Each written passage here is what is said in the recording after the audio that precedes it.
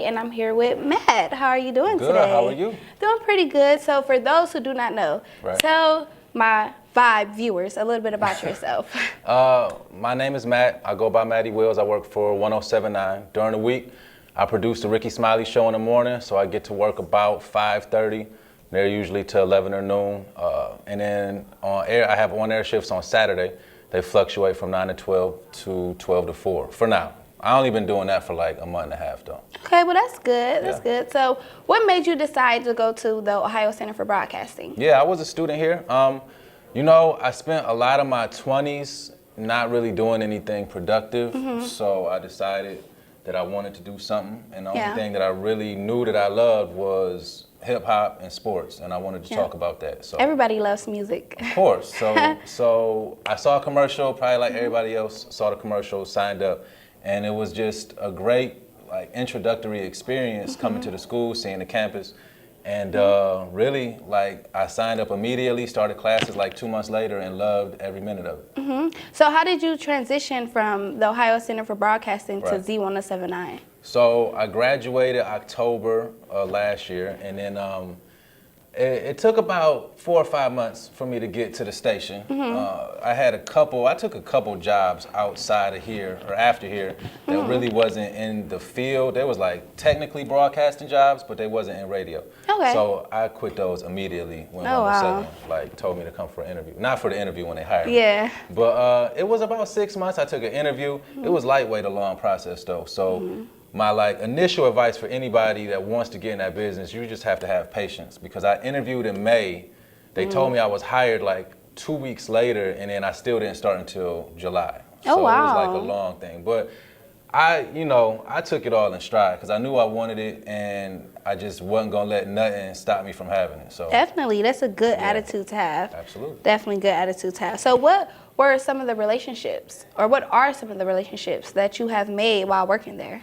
Well, all the jocks there are super cool. Ro, before I got to the school, me and Ro Digger had exchanged a couple emails, because I actually tried to get her for this same project. I wanted to interview her, yeah. Oh, wow. And, but I lost her email. I couldn't find her email in a panic, and I sent it to the wrong address or whatever. And then when she found it, it was like her work one, and she wanted me to use a personal one or something. Wires got crossed, but Ro Digger has definitely been a good mentor there. Daphne Walker, who a lot of people may not know, but she's been on 93.1, which is part of Radio 1 Cleveland, for 20 plus years. She actually showed me how to do my job in the morning. She's a boss. Bill Black is the programming director or operations director there. He's a boss. So I communicate with him on a weekly basis. I try to make sure I get in his office at least once a week for 5 to 10 minutes just to talk about what's been going on and what needs to be going on or what changes he needs to see out of me. So, but outside of those 3 core people, like all the other jocks are super cool and DJs. K-Nice, NCOG is a boss, Africa is dope. So everybody that worked there on the programming side, really I try to have some type of relationship with. Okay, so tell me, what is one of your most embarrassing moments while working there? Or have you even had one? I guess you could say, yeah. My first week, or right around the time when I was doing the show, producing the show by myself with nobody else in the studio with me, I like completely took the show off the air because I panicked lightweight. Yeah, I just pulled down the wrong pot and didn't know really what to do. Like the show was off the air for like 20 or 30 seconds. And like people tell you could lose your job over that. Yes. So I was like nervous, and it was like 6:30 in the morning, but I immediately just called my boss like, look, this just happened. I want you to hear this from me. He told me don't worry about it. So of course I was embarrassed, but he told me don't worry about it. So that you get a free pass. Right. I don't want to do that no more though. Okay, so what was one of your most proudest moments while working there? Easily when Ro called me to tell me that I had got my first on-air shift was easily my most proud moment. There's people in that building that have been trying to get on air for years, you know what I'm saying? And they do their air checks faithfully, and they just haven't gotten their shot yet. So when I started working on my air checks, I forwarded them to Bill, and Bill has a million things on his plate. So it was kind of taking him a while to get to him and listen to him. So I told Ro, listen, I sent these to Bill. Can you check them out? Yeah. She listened to them, and like literally like 2 days later, she called me. I didn't even have her number in my phone, so I'm sitting on the couch, really about to take a nap. She called me and told me like, listen, your air checks was dope. We about to put you on the air. And then like 2 days later, Bill just texted me like, you on Saturdays. So I'm like, that's dope. So that was like super dope. That's probably the most proud moment of any job that I've ever had for real. So I just want to keep building on that. Okay, so I noticed that you said like it's people there that haven't got their shot yet. Right. So what sets you apart from other radio personalities? I think really what most people don't do is be consistent in what they say they want. Like a lot of people want to do a lot of things and they think they have the talent to do a lot of things, but they don't apply themselves consistently. Yeah. So I think that's really what set me apart, because like I said, when I started working on my air checks, I made sure I gave them like 10 air checks a week. Didn't miss them, like if I was late to work, or even if I had to leave work early, I made sure I got those done. Yeah. Same with just rehearsing and practicing the board to run Ricky, because I wasn't supposed to have that job. I got hired to do weekend overnights as a board out, which is, I mean, that's basically an entry-level radio job that most people have to go through to get through the steps. I got lucky enough to where the guy that was running Ricky on my station had got a promotion, and they were looking to promote somebody else from within our station. Oh, wow. But I just kind of like got it and ran with it and didn't let it go. So just be consistent and be diligent. And if you had a talent, then that will take you where you want to go. You know what I'm saying? Just don't back off for nothing. You hear that, guys? Be persistent. Be persistent.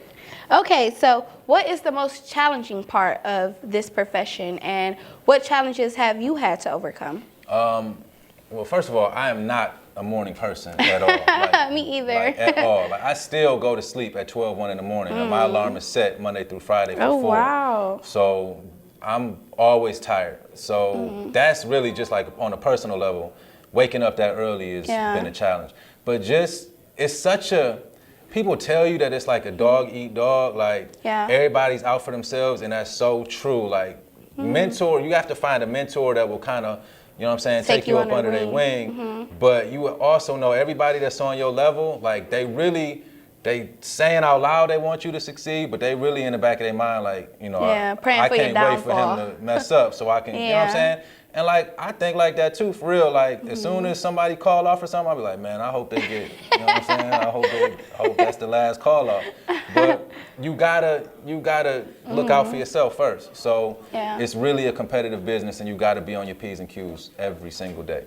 Okay. So I know you say you're not a morning person, but like, so you don't even be turning up in the studios when you get to work? Like, how do you? When I do Ricky, I don't, because I'm moving levers and pushing buttons and stuff. But when I do my show on Saturday, like I try to get charged, you know what I'm saying? Try to get turned up. I do, you know, my morning routine or whatnot, make sure I got, you know, belly full of food, get my Red Bull, and then I get in there and I just try to when I'm listening to Ricky, man, I had that thing potted all the way down. But when I'm doing my show, that music, I have to have the door closed. Yeah. Because, you know, you want to feel the music, you want to be able to put on the show. So not for Ricky, but on my shows, yeah. Okay, definitely. So like, tell me a little bit more about the Matt and Matt Sports Show. Oh yeah, Matt Sports. So it's only a couple cats there that really love sports. Me, myself, and DJ Hazmat. He's a DJ on 93.1. We all part of the Radio 1 family. Okay. So once I heard that he was a sports nut, and I'm like, we could shoot something for the Browns. You know what I'm saying? Because the Browns was just coming back around. So he was with it. So now twice a week we shoot like a game recap and we shoot like a game review just for the Browns. We've been posting them on Facebook, but the traction they've been getting, the sales team's actually trying to sell it to clients and get it sponsored and stuff like that, so we can start making some money off of it. Because right now we just kind of do it for fun. Yeah. So it's just the thing where he loves the Browns, I love the Browns, and we talked about them so much just in the hallways. The promotions director, her name is Ranisha, she just told us one day, like, y'all should shoot this. And then we just started and ran with it. And it's been going good, so hopefully we can start getting some cake for it, because it ain't, you know. Let's get this money. Let's get this money. Right. Okay, so let me ask you a question. Right. TV or radio? Ultimately, I want to be on TV. Okay. So I can't say, I don't want to downplay radio because I love radio. I remember listening to radio, sports talk, and just the music, you know what I'm saying, ever since I was a kid. So I will always have a fondness for radio, and I always want to be a part of radio, but ultimately I would like to be on television somewhere talking about some sport or some hip hop song or whatever. So ultimately television. Okay, me too, personally. There you go. Me too. And it's more money in TV. More money. Let's get this money. Okay, so where do you see yourself in the next 5 years? All right, so I try to set personal goals, like stepping stones. Like when I first got to the station, you know, I put an X on how many years I wanted it to take, or really I put it on months before I can get on air and so forth, so on and so forth. So right now, I got like a part-time on-air slot. So within the next, you said 5 years? In 5 years, I definitely need to be Monday through Friday somewhere, whether it's this market or another market. I mean, I love this city. I never really want to leave Cleveland. But in that business, you have to kind of be willing to travel. Like I didn't see already, like Mr. Peter Parker. Me and him got tight, and then he got moved. So I definitely want to have a Monday through Friday slot, either on sports radio or hip hop radio, way before 5 years. But by 5 years, it need to happen. No, I feel you. I feel you. So if not this profession, then what? Ooh. I don't know.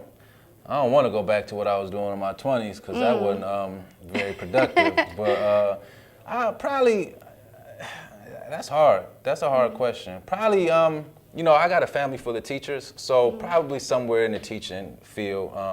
My mom's a teacher, my brother's a teacher, my grandmother is a teacher, so somewhere related to that. Okay. Right? We're going to wrap this up. Do that. My name's Keshay. This is The Vibe.